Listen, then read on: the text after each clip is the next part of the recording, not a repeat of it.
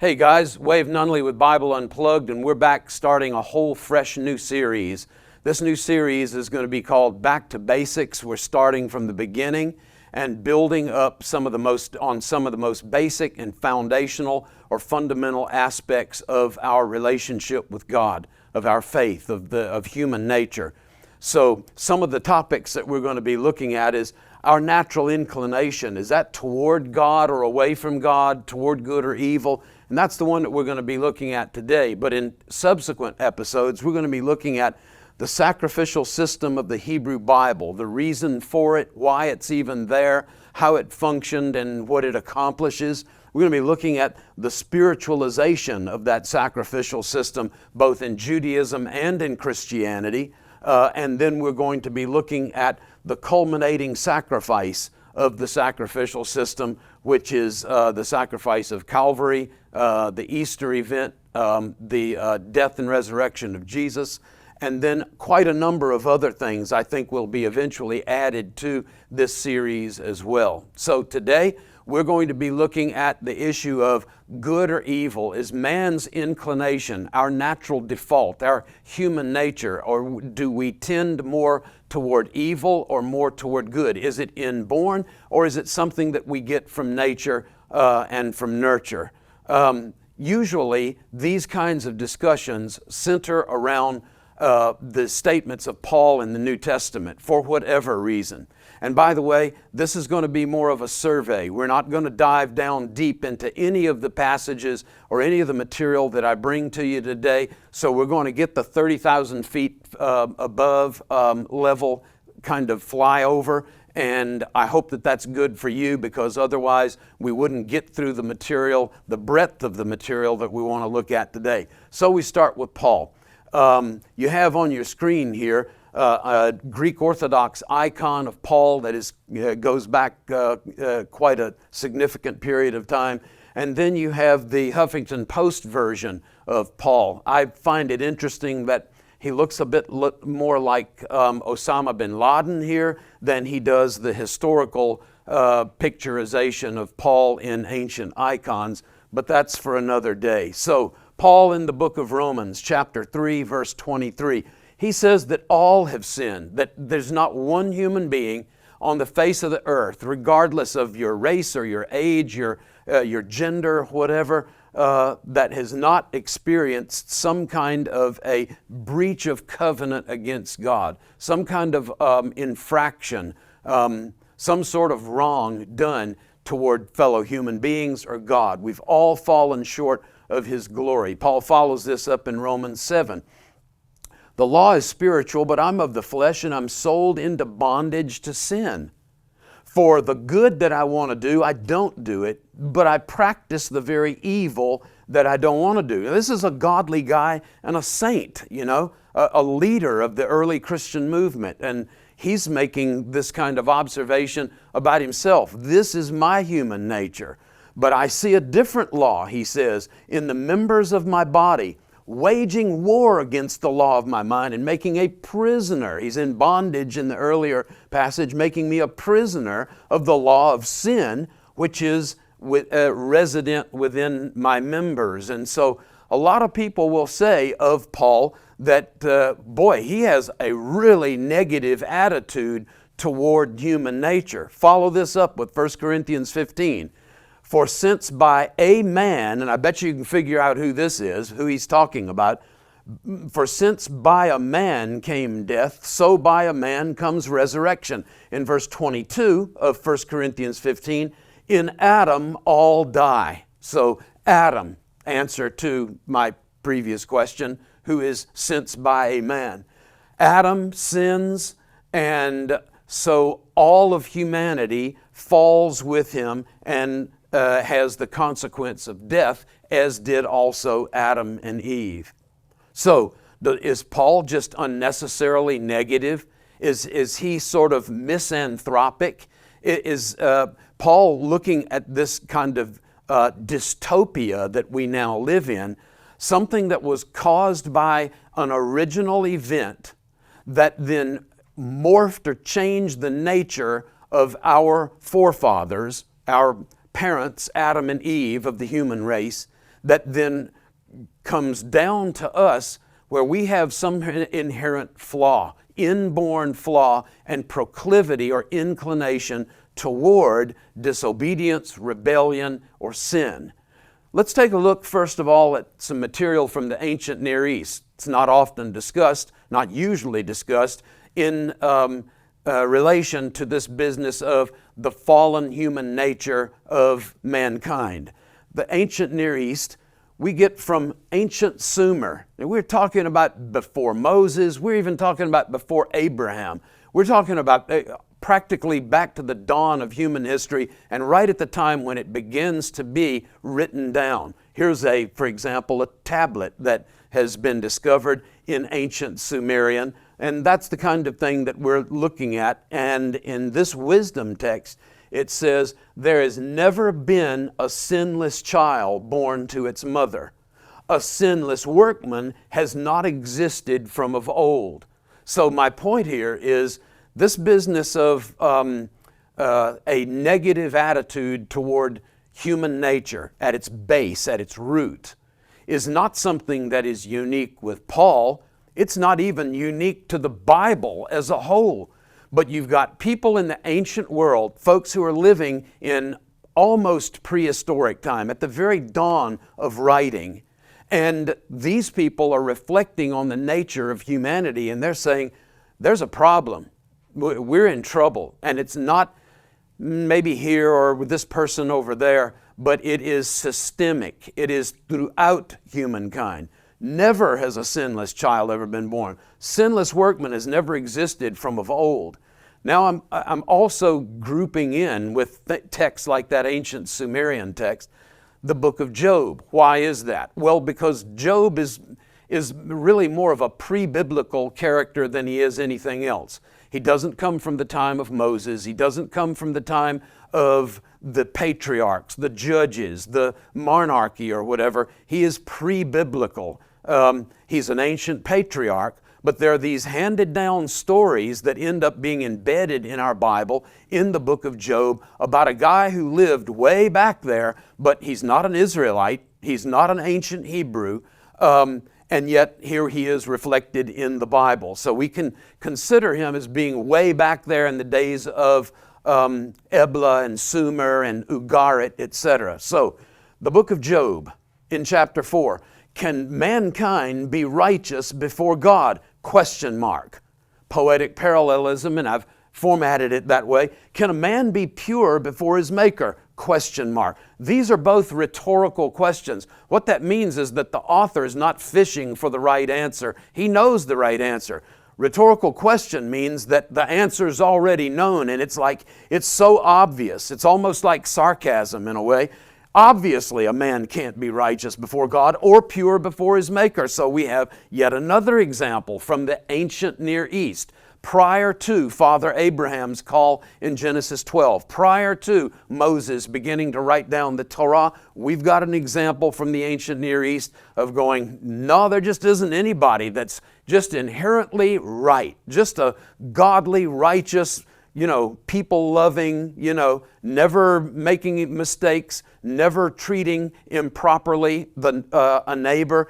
That's just not happening according to this voice from the book of Job. Another voice, what is man that he should be pure? Or he who is born of a woman that he should be righteous? Again, poetic parallelism, and the point is, again, in this rhetorical question, they just don't exist. Job 31, have I covered my transgressions up like Adam?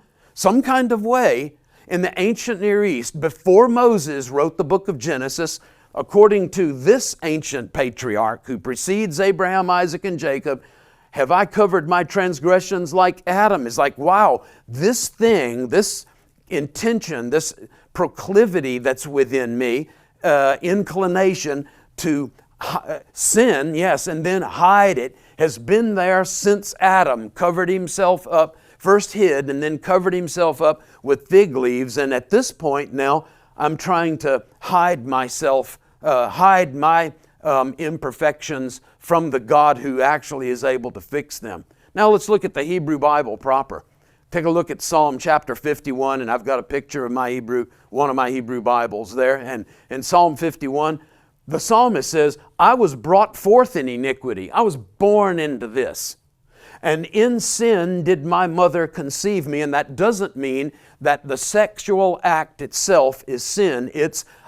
She was in a state of sinfulness when she got pregnant. And so also was my father and everybody else that they knew. This is simply restating what we saw all the way back to that ancient Sumerian wisdom text. We all come into this as being by nature sinners or rebellious toward the ways of God. Here's another example. It's in Psalm 14, but it's repeated in Psalm 53, so you get an instant replay. You get a twofer here. The fool says in his heart, there's no God, but continuing on in this text, there's no one who does good. Really? Nobody? According to this author, no one who does good. All have turned aside.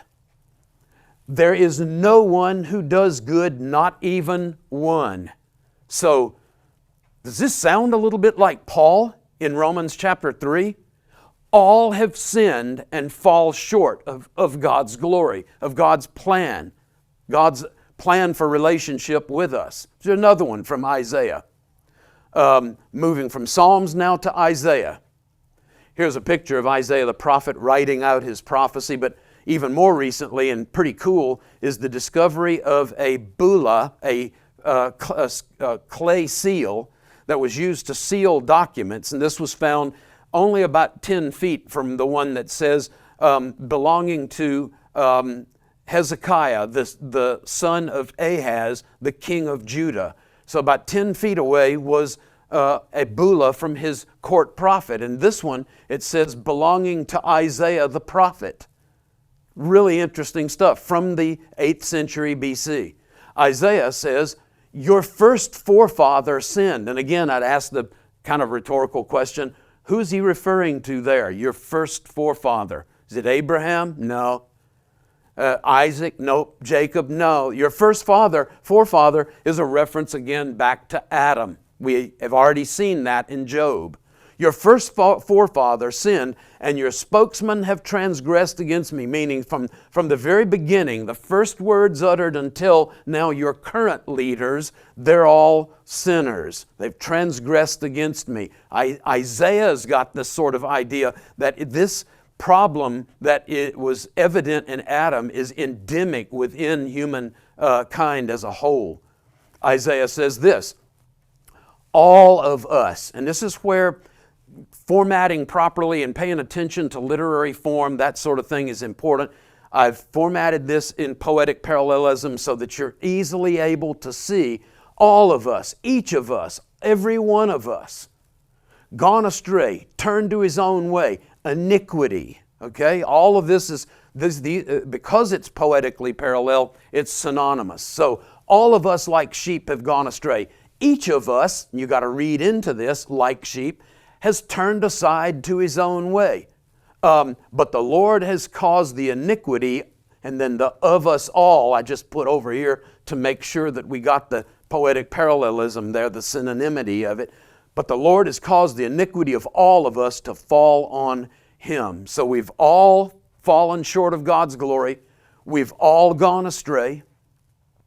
We've all been practiced iniquity. In some kind of way, God has managed to allow for or to create an escape hatch, a safety valve, a fix that comes from the outside into our circle of human problem, human iniquity. And this is what we have in the book of Isaiah, 750 years before the birth of Jesus. Isaiah 64. All of us, again, this is an inclusive, this is everybody. This is not just every 10th person or every so often you'll find a person who has a problem. We've all got a problem. All of us have become like one who is unclean. All of our righteous deeds are to him like a filthy garment.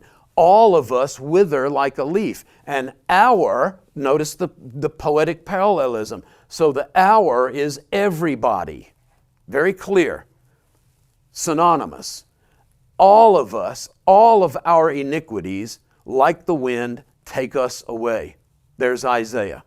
Let's take a look real quick at Jeremiah. The heart is deceitful, more deceitful than everything else. And, you got to read in, the heart is desperately sick. Who can understand it? There's some kind of, there's a lot of heart problems in the United States and in the world. Heart disease is a real issue. It's like the number one killer of human beings. But Jeremiah is talking about something that is deeply spiritual and ethical in nature, and he's saying it resides in the heart. What we've been told for so long in our movies, in our TV shows, in our popular books and stuff is, if you could just get past that human, that mind, that intellect, that, and get to the seat of human emotions, well, that's where you're going to find that pure attitude of goodness toward God and open-heartedness and openness to what God has for us in our lives. But that is not what the prophet Jeremiah is saying. He's saying that the problem is the heart. Yes, we do have heart disease, and it is rampant in our culture. But it's more than simply physical. It's a matter of spiritual and ethical and moral in nature, that the heart is desperately sick and in need of some sort of fix from the outside. Hosea is another example of the prophets. But like Adam, and similar to that text in Job, he's naming our forefather, the first human, Adam and Eve. But like Adam, they have transgressed the covenant. That's just another word for sin. They've dealt treacherously against me. There's treachery, there's mutiny, there's rebellion that is inherent within. As Jeremiah would say, that has a place, a strong hold on our heart. Is this beginning to sound more like what Paul is trying to say in those passages in Romans and 1 Corinthians? I think so. So let's move on to the intertestamental period. We did ancient Near East. We did the Hebrew Bible, Old Testament. Let's move on between the Testaments. That time of 450, 500 years between Malachi and Matthew, the end of the Old Testament, the beginning of the New Testament. And the first one, the earliest one, is the book of Enoch, First Enoch. And it comes to us from probably the 3rd century BC. And you can get it in all kinds of fashions, different editions. Get it on the internet pretty cheaply. You can often get 1st and 2nd Enoch and bound in the same volume. But Enoch in the 3rd century or so BC. The whole earth has been corrupted by Azazel. Denzel, God bless him, mispronounced that every time that he said it in that movie about Azazel. But corrupted by Azazel. This is a nickname for Satan that developed in the intertestamental period. So the whole earth has been corrupted by the enemy, the devil, the adversary. To him ascribe all sin. Notice, the whole earth, that means everybody. This goes back to Romans chapter 3, verse 23. All have sinned. All, everybody, not any exception among men, women, children in the entire world. The whole earth has been corrupted by Azazel. Here's another example, and this is from around the year 220 BC or maybe 200 BC, and this is the author Ben Sira, and this is from the Apocrypha. From a woman did sin originate, and because of her we all must die. A direct connection between the event described in Genesis chapter 3, the serpent in the garden, Adam and Eve, the eating of the fruit, of the forbidden fruit of the tree of the knowledge of good and evil. From a woman did sin originate, and we all must die. Now we move on to the Dead Sea Scrolls, because those are all intertestamental between Malachi and Matthew. So we have a text from the 2nd century BC called 1Q, Cave 1 from Qumran, called Hodayot in Hebrew, or the Thanksgiving hymns in English. And there are so many passages in the Hodayot scroll. that directly address this issue that we're talking about today, inherent sinfulness or inherited sin nature or proclivity or inclination towards sin. There's so many in Hodayot that I had to leave out the majority of them. There are about a dozen. We'll hit a couple. What creature of clay can do wonders? He is in sin from his maternal womb. Have we heard that before? Yes, we have. And in guilty iniquity right unto old age. So from the entire lifespan, from conception until death, righteousness does not belong to man. Little picture of some of the Dead Sea jars where scrolls, in which scrolls were found. Another text from Hodayot. As for me, I'm an unclean man, and from the womb, notice again, I've formatted this in poetic parallelism, from the womb, from the breast, in the bosom, from my youth until my old age. It's basically the full lifespan, but it starts before I'm even born. An inherent, inborn proclivity or inclination toward rebellion, disobedience. From the womb of her who conceived me, I am in sinful guilt. From the breast of my mother, in injustice. In the bosom of my nurse, in great iniquity. The beautiful poetic parallelism. Sad situation that's being described, but the poetry is incredible. From my youth I am in blood, and until my old age in the iniquity of the flesh. Again, are we getting a sense of where Paul was coming from in those Romans 3 and Romans 7, 1 Corinthians 15 passages that we read at the beginning? I think that this is all coming out of the same sort of worldview, attitude toward humankind that spans throughout, from ancient Near Eastern times all the way into the New Testament. Another Dead Sea text, another scroll found in situ or in its original context. Until now, the spirits of truth and injustice are struggling in the hearts of men, good and evil, right and wrong, bad and bad and good, healthy and unhealthy. Until now, the spirits of truth and injustice struggle in the hearts of men. These two spirits are in equal measure. Which one is going to win? Which will gain ascendancy over and control over the other? These are in equal measure in the heart of human beings until the determined end. And there I'm suggesting, let's take a look at what Paul says in Romans again.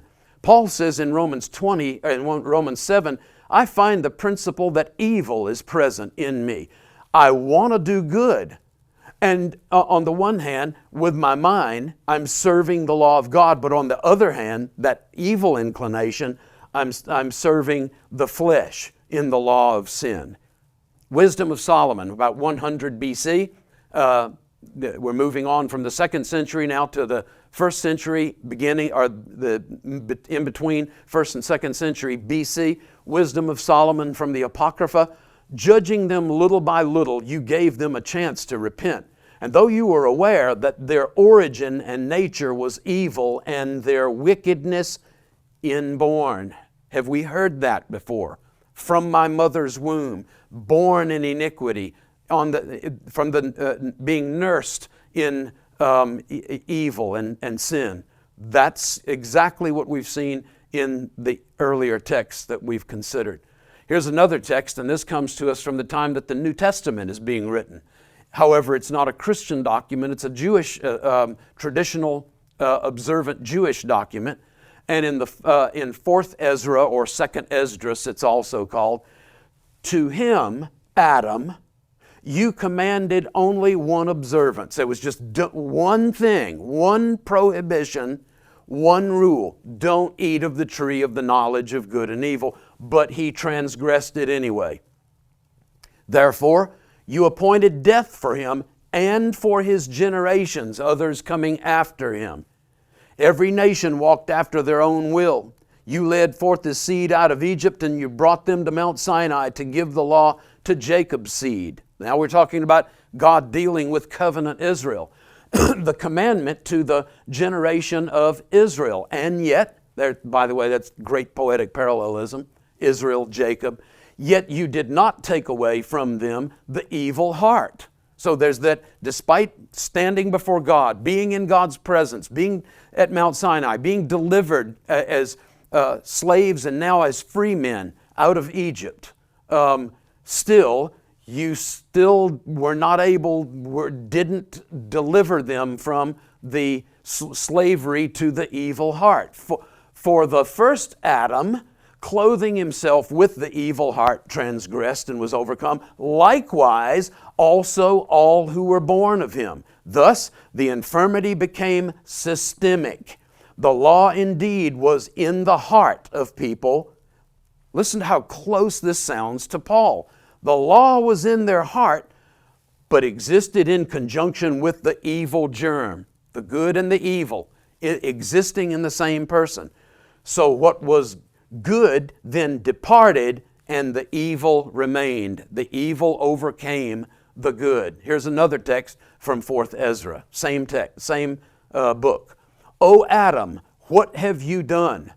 For though it was you who sinned, the fall was not yours alone, but ours also, who are your descendants. So in Adam, all fall. New with Paul? Absolutely not. Been around for hundreds and hundreds of years. So now let's take a look at the early rabbis. And with these early rabbis, of course, there will be very pro-humanity, positive outlook toward humanity, what is called humanistic Judaism. There are elements within there, but I want you to take note that the rabbis are following in accord with this intertestamental literature, the Dead Sea material, the Hebrew Bible / Old Testament stuff, all the way back into the ancient Near East in the text that we're going to consider. I was accused at one point in a presentation during a panel discussion, well, what you've done is you've cherry-picked and you've chosen those passages that indicate, the only passages that indicate that there is a negative view toward humanity as being fallen as a whole, as a race. And of course, you picked what you chose to advance the position of humanistic Judaism. I have simply presented the other side of the story. And in fact, these texts will tell you that both are present. The question is man fundamentally and basically good? And what these texts are telling us is there's both within us. We more often than not will tend to have a proclivity or an inclination toward evil or iniquity or rebellion or disobedience. So let's take a look at what the rabbis say. One of the earliest texts is a copy of the Mishnah, and we're going to look at the tractate called Avot. And the earliest of the rabbis say, the evil eye, the evil yetzer, which is the Hebrew word for the evil inclination, and the hatred of one's fellow creatures put men out of the world. That caused death, right? Caused restrain deliverance and cause bad consequences to happen to human beings. The evil inclination, the inclination toward the doing of things that law of sin within my members, as Paul would say, is usually the point of default as opposed to moving in the direction of the good, the healthy, the godly, etc. Here's another text from Avot, a rabbinic work called Avot de Rabbi Natan, and it says, in his mother's womb, a person's evil yetzer, or inclination, grows in him from his mother's womb. Have we heard that before? Absolutely we have. Now we're getting it from the mouth, the pen of the rabbis, the early rabbis.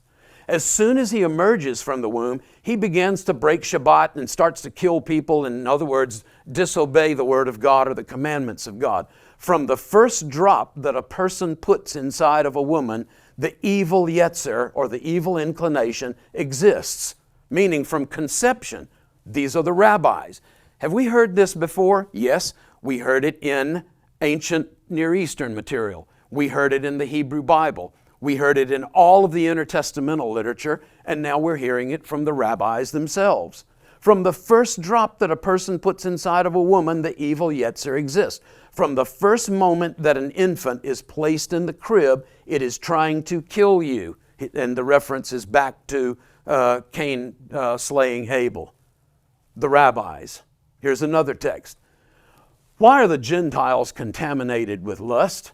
It was the serpent that came upon Eve and instilled contaminating lust into her. So here again, the rabbis are playing the same song that Paul does and that all of these other developmental stages of this idea and these literatures are telling us. This tracks back to Genesis 3 and the fall, quote unquote, capital F. Here's another text.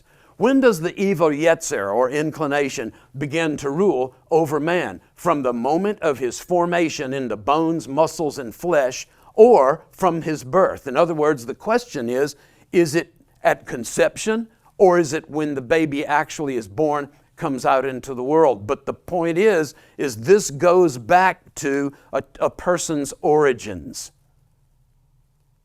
The Jerusalem Talmud, even in his state as a minor, and the word there is basically child, pre-adult, even in his state as a minor, a man's thoughts are evil. Now here's the final text that I wanted to share with you, and then we'll wrap all of this up. In a rabbinic midrash, it's called Devarim Rabbah. It's a commentary on the book of Deuteronomy, verse by verse. Rabbi Levi said, Moses pleaded with God, Master of the universe, there are 36 sins punishable by death that are listed in the Torah. For the commission of any one of them, a man is to be put to death. Have I committed any of these? Rhetorical question. The answer is no. Why then? Because he hadn't killed an Israelite, he hadn't lied, he hasn't stolen, etc. Why then do you decree death upon me? Because God told him in the book of Deuteronomy that here on Mount Nebo you're going to die, not enter the promised land. Why then do you decree death upon me? Listen to what God says to Moses, our rabbi. God replied, you are to die because of the sin of the first man. Who was that? Rhetorical question, right? The first man who brought death into the world. So we see this at absolutely every level. Man is inherently flawed. He wasn't originally created that way, but something happened once given the choice. He chose the path of rebellion, disobedience, mutiny. He chose to eat of the tree of the knowledge of good and evil. As a result of that, and again, we're getting this throughout all of these various levels of the literature, both in the Bible and outside of the Bible, we're getting both Hebrew Bible and New Testament. We're getting this idea that caused an inherent flaw within the nature of humankind, and that some kind of way this is passed on to future generations, beginning with Adam and ending in us, in the current generation. This can't be dismissed. We can't take all of these various passages, and believe me, there's tons of more stuff. We just don't have time to do it all in one segment. I wanted to survey a select amount of this material representing each of these different developmental levels or voices from the ancient world, so that we could see very clearly this is not something that popped up just in the New Testament. This is not something that originates simply in some renegade Jewish guy named Paul. He's not the bad guy, and we can't hang all of this on him, because these ideas, this attitude about humankind, God wants to redeem us. God loves us. He's still pursuing us despite our rebellion. But these things are indeed a part of the pre-Israelite and then Jewish tradition going all the way up through the early rabbis. This is not something unique to Paul, not something unique to the New Testament. The question is now, what are we going to do about this? It would appear to me to just simply reject these passages as, that's just unnecessarily negative. That's just misanthropic. and embrace the other side. Oh, well, man is just fundamentally good and we're just great. And if left to our own devices, if left alone by our society and, by, poverty and that kind of thing, we would be more likely to choose the right way and the good way and the healthy way and the uplifting way to people all around us. We find to be simply not the case. Because regardless of what your worldview is, man's basically good, man's fundamentally evil and has the inclination toward evil. The bottom line is our world is filled with crime, man's inhumanity to man, mistreatment of other, and disregard for the needs and concerns of other people, lying, yes, coveting, of course, jealousy, sure, certainly. Abuse of substances, absolutely. Violence, of course. We are surrounded by this stuff. I don't really know how a clear-thinking person can watch TV, watch movies, or just watch the world around them and conclude, if just basically left to our own deserts, mankind would evolve naturally and we would be achieving higher and higher levels of ethical attitude and, appropriate treatment of other and that sort of thing. This just is not happening. And so there has to be an exercise of rescue, a moment of rescue, an attitude of rescue that comes from outside of that circle into our circle to deliver us from this, what Paul calls, wretched body of death. Who will deliver me from you? And then his response is, thanks be to God through Jesus. That's the source. The source is God's got to come and just like He had to come to Egypt and rescue ancient Israel, so He has to come to humanity as a whole and rescue us from ourselves, from that inherent human nature that, as all of these sources have indicated throughout the various time periods and different types of literature, that is our only hope for rescue, for deliverance, for an exodus from slavery into a point of freedom. I'm trusting that as we continue to pursue these basics, and this indeed is one, because it's telling us we need a rescuer. We need somebody to deliver us. We need somebody then to forgive us of these infractions against God and each other. This is telling us at the most basic level, well then, how then does the sacrificial system work? And what about even the spiritualization of that sacrificial system?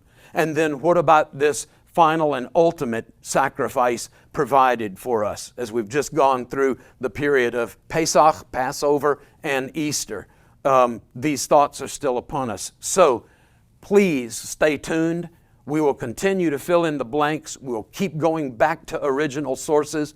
We will continue to do here what practically no one else in this area of Jewish backgrounds, Hebrew Bible, archaeology, etc., what those disciplines bring to the table in terms of Bible interpretation, understanding where we came from, who we are as a people. This is going to, I hope, open up all kinds of possibilities for you maybe to rethink some positions that you have held in the past, and maybe even equip you to share some of this with others who would likely need to rethink their positions as well. Until the next episode, until next time on Bible Unplugged, God bless you richly. Continue to pursue truth. If you seek truth, you'll find truth, and when you find truth, it'll set you free. Have an awesome week serving Him.